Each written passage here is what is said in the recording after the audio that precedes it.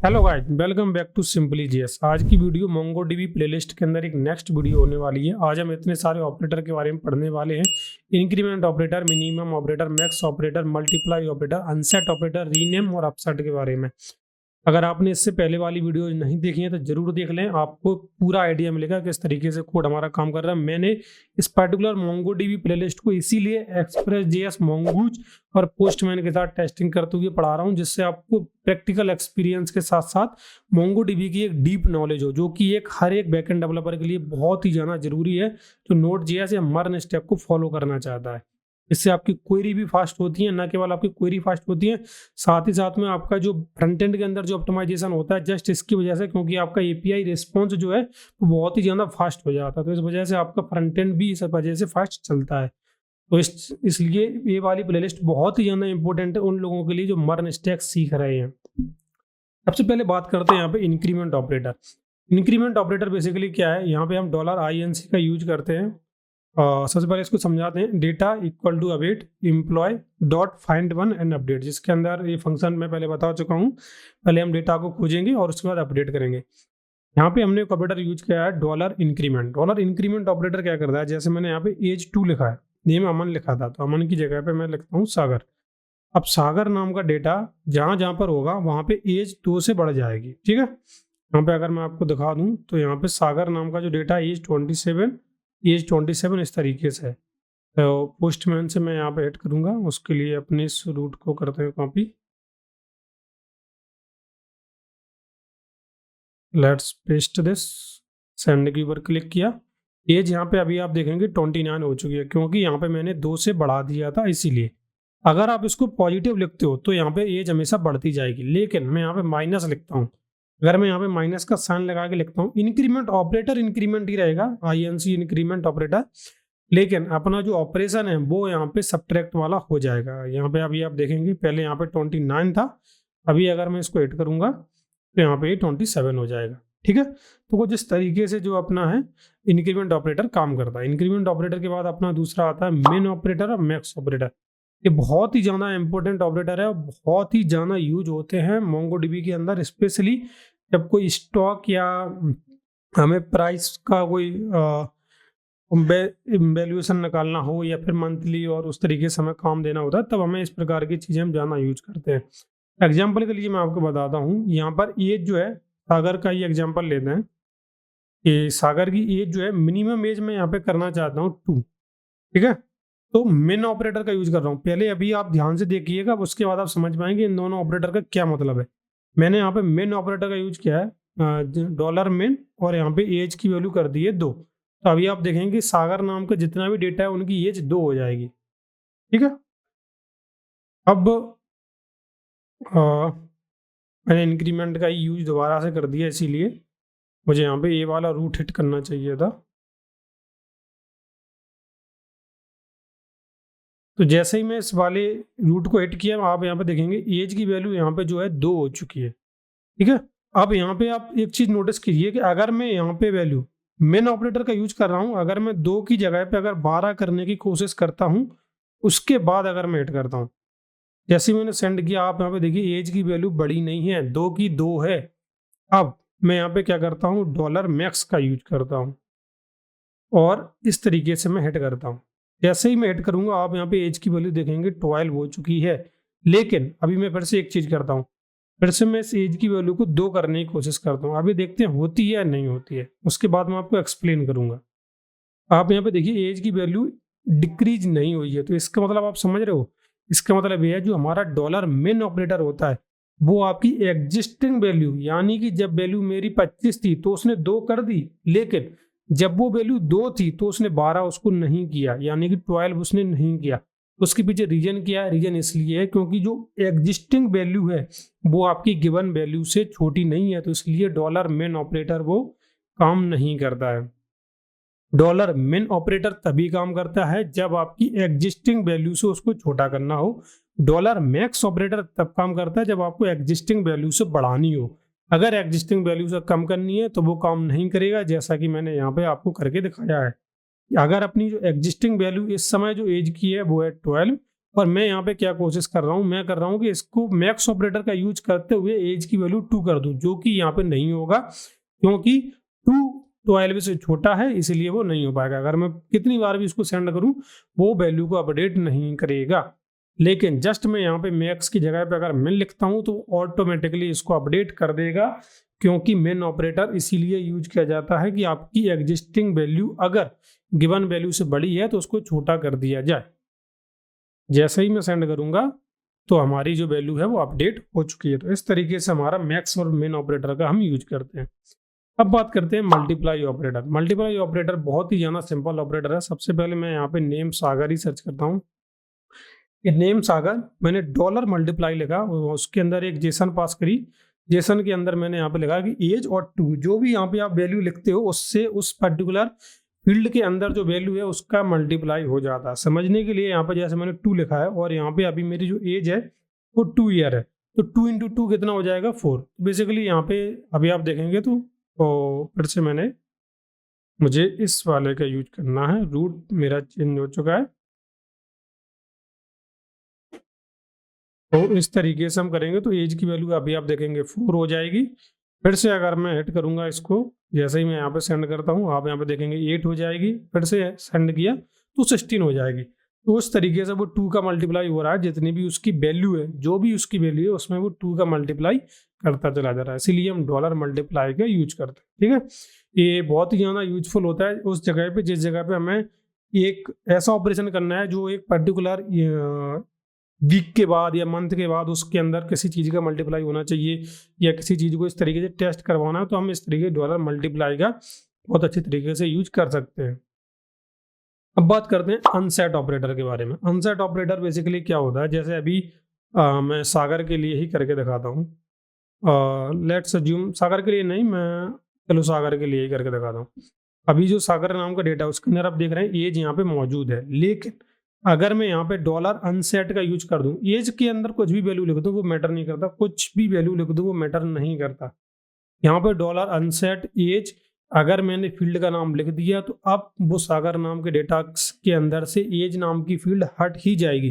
कई बार हमें ऐसा करना पड़ता है कि कोई हमने फील्ड जो है ऐड कर दी है डेटाबेस में और वो सभी डॉक्यूमेंट के अंदर मौजूद है, लेकिन हमें चाहते हैं कि अब सभी डॉक्यूमेंट के अंदर से वो फील्ड हट जाए किसी भी वजह से, जो भी उसका रीजन हो सकता है, बिजनेस की रिक्वायरमेंट हो सकती है। तो अगर हमें ऐसा करना है तो हमारे पास मोंगोडीबी के अंदर डॉलर अनसेट ऑपरेटर है, जिसकी मदद से हम ऐसा कर सकते हैं। अब अगर मैं अनसेट के ऊपर हिट करूंगा और जैसे ही मैंने यहाँ पे सेंड किया आप यहाँ पे देखेंगे एज नाम की वैल्यू यहाँ पे नहीं है, एज आपको कहीं पर भी नहीं दिखाई देगी। आप यहाँ पे किसी भी तरीके देख सकते हैं एज नाम की वैल्यू यहाँ पे नहीं दिखाई देगी। ठीक है, लेकिन मैं यहाँ पे इस तरीके से नहीं करूँगा क्योंकि आगे भी ऑपरेटर मुझे आपको दिखाना है। तो अब यहाँ पे एज नाम की वैल्यू आप देखेंगे सबसे नीचे आ चुकी है, क्योंकि मैंने सबसे आखिरी में इसको हिट किया था। तो अनसेट लिख देता हूँ वापस से। उसके बाद बात करते हैं रीनेम की, कि रीनेम हमारा किस तरीके से काम करता है। बेसिकली मैं इसी पे ऐड करके दिखाता हूँ आपको कि सागर नाम का डेटा और रीनेम करना है एज की वैल्यू को, एज की वैल्यू को रीनेम करना है और किस नाम से करना है, न्यू एज से करना है। तो अगर मैं इस तरीके से करना चाहता हूँ तो अभी आप देखेंगे रीनेम, जैसे ही मैं सेंड करूँगा यहाँ पे तो फिर से सेंड करता हूँ एक बार। हाँ, एज की वैल्यू यहाँ पे न्यू एज हो चुकी है। तो पहले तो मैं आपको रीजन बताता हूँ कि ऐसा क्यों हुआ, कि पहले मेरा हिट करने पे क्यों नहीं आया रिजल्ट और दूसरी बार हिट करने पर रिजल्ट क्यों आया। बेसिकली क्या हुआ है, जो अगर आपने नोटिस किया होगा तो मैंने इन सभी के अंदर न्यू ट्रू किया था, लेकिन इस वाले के अंदर नहीं किया है।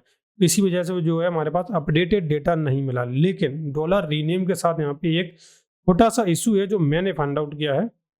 मैं अगर यहाँ पे न्यू ट्रू कर भी दूंगा तो भी आप यहाँ पे देखेंगे, अगर मैं इसको दोबारा से न्यू एज से वापस से अगर एज करने की कोशिश करता हूँ, लेट्स अज्यूम मैं ऐड करता हूँ, अभी आप देखेंगे न्यू एज का न्यू, फिर कितनी बार भी मैं हिट कर दूँ, सबसे पहले तो कितनी बार भी हिट कर दूँ न्यू एज का न्यू एज ही रहेगा, एज नहीं होगा। अब ये प्रॉब्लम मोंगूज के साथ आ रही है, केवल मोंगोडीबी के साथ, ये मुझे भी मालूम नहीं है, क्योंकि मोंगोडीबी के अंदर पहले मैंने कई बार किया, हुआ था, चेंज होता भी था, पर अभी 2024 के अंदर मैं एक दो बार इसको जब से ट्राई कर रहा हूँ, डॉलर रीनेम को एक बार ये चेंज करता है लेकिन दूसरी बार ये चेंज नहीं कर रहा है। रीजन अभी तक मुझे समझ में नहीं आया, लेकिन अगर आपको मालूम है तो कमेंट सेक्शन के द्वारा आप बता सकते हैं।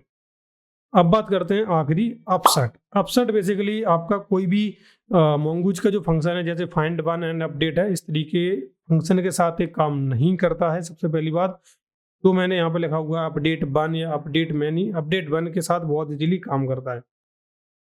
अभी अगर आप मोंगोडीबी मेरे डेटाबेस में देखेंगे तो यहाँ पे राहुल दुबे नाम का कोई भी डेटा आपको नहीं मिला देगा। सत्यम दुबे है, सागर है, सागर है, सागर सागर अमन, तो इस तरीके से डेटा है, लेकिन यहाँ पे राहुल दुबे नाम का कोई भी डेटा नहीं है। डॉलर सेट का यूज किया और अपसेट की वैल्यू ट्रू कर दी। पूरा यहाँ पे कोड ध्यान से देखिए, एम्प्लॉय डॉट अपडेट वन, सबसे पहले मैंने देखा नेम जिसका राहुल दुबे हो, डॉलर सेट एज मुझे उसकी 20 करनी है, आखिरी में मैंने अपसेट की वैल्यू ट्रू की है। इस चीज को समझने वाली है, अपसेट की वैल्यू ट्रू की है। अगर मैं अपसेट की वैल्यू यहाँ पे फॉल्स कर देता हूँ, लेट्स अज्यूम, और मैं इस अपसेट को अभी हिट करता हूँ, फिर आप देखेंगे अगर मैं अपसेट की वैल्यू यहाँ पे और सेंड करता हूँ, आप यहाँ देखिए मॉडिफाउंड काउंट 0 आया, मॉडिफाउंड काउंट 0 आया है।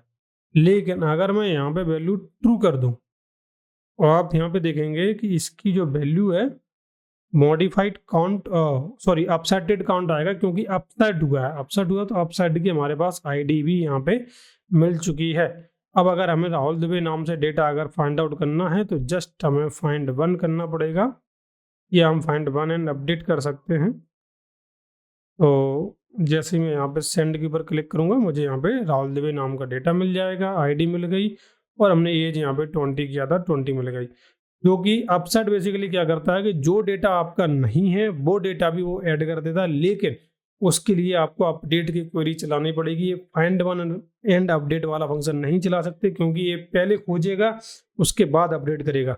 अपडेट वन डायरेक्ट उसको अपडेट करेगा अगर डेटा नहीं है तो, और अगर है तो तब भी उसको अपडेट कर देगा। तो इस तरीके से हमारे सारे फंक्शन होते हैं।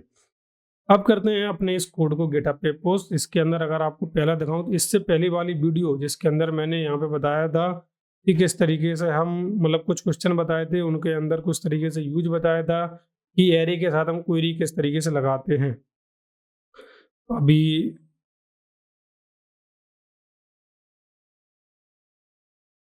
गिटहब पे कोड पुश करने के लिए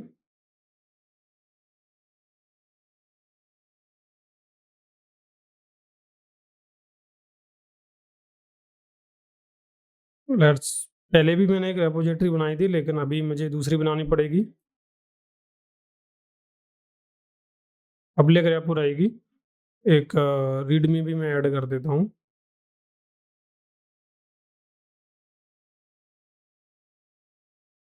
और रीडमी ऐड करने से मेरे उसका ठीक है। तो गेट, पहले गेट स्टेटस हम चेक कर लेंगे, उसके बाद गेट ए मैंने गलत फोल्डर के साथ खोल लिया है, तो मुझे सबसे पहले तो यूट्यूब मोंगोडीबी के साथ गेट को खोलना पड़ेगा। गेट नेट कर देता हूँ। गेट ऐड करने के पहले एक बार मैं इसको हटा के इसमें से नोड मॉड्यूल, ये फिर एक काम करते हैं,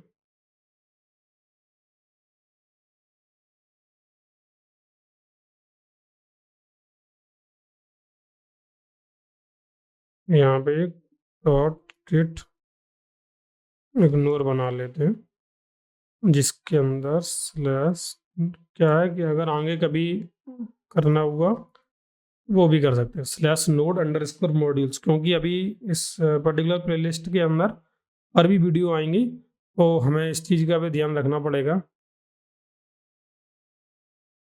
और git add dot git commit minus first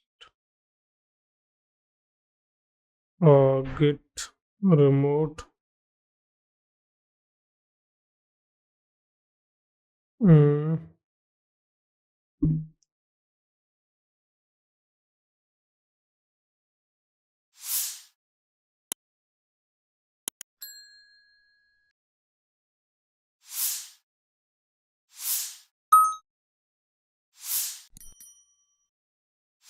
may be इसमें कुछ इशू आ रहा है। ओके, नो प्रॉब्लम, इस चीज़ को भी अवॉइड करते हैं। ये कोड आपको फिर भी इस पर्टिकुलर वीडियो के डिस्क्रिप्शन में मिल जाएगा, नहीं तो इस प्लेलिस्ट की आखिरी में आपको मिल ही जाएगा, ठीक है। और गिटहब की लिंक मैं पहले भी अपने उस पर लगा चुका हूँ यूट्यूब पे, तो आप वहाँ पे से भी डायरेक्ट विजिट करके आप देख सकते हैं। थैंक यू सो मच, मिलते हैं नेक्स्ट वीडियो में।